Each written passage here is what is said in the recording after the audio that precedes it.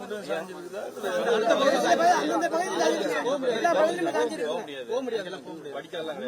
மழையில தான் மழை அதிகமா பெஞ்சதுனால தண்ணி வெளியே போகும். வயலே இருக்கிறதுனால சாஞ்சி எவ்வளோ ஏக்கர்னால இதுல வந்து மழையில வந்து மழை பெஞ்சு வயல்ல வந்து தண்ணி இருந்ததுனால பக்கத்துல ஒரு 60 ஏக்கர் முழுகி இருக்கு. முழுகிறதுல இன்ஜின் வச்சு இறச்சிட்டு இருக்கோம். இதெல்லாம் அழிய கம்மியா இதெல்லாம் அழிய போயிடுச்சு. இது ஒண்ணு பயிர் ஒண்ணு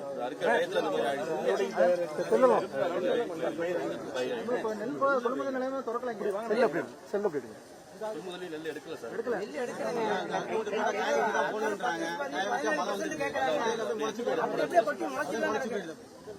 டிபிஎஸ்ல கொட்டின நெல் எடுக்கவே இல்லைன்னா அப்படி எப்படியா கிடக்குது.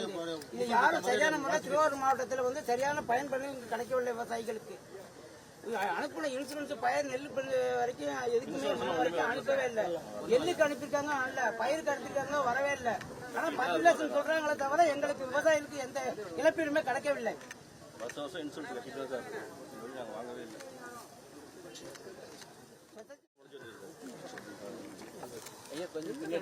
இந்த பகுதி மட்டும் சாஞ்சிருக்குதா?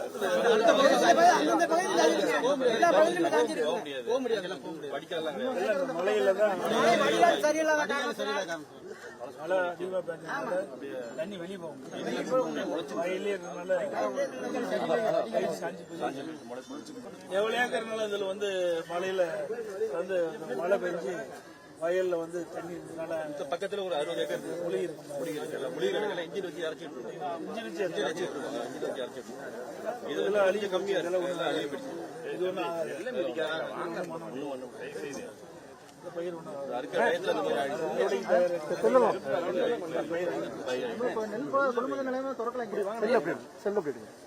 முதலில் நெல் எடுக்கல சார்.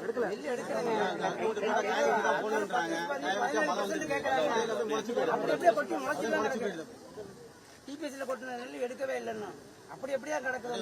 இது யாரும் சரியான முறை திருவாரூர் மாவட்டத்தில் வந்து சரியான பயன்படு கிடைக்கவில்லை விவசாயிகளுக்கு.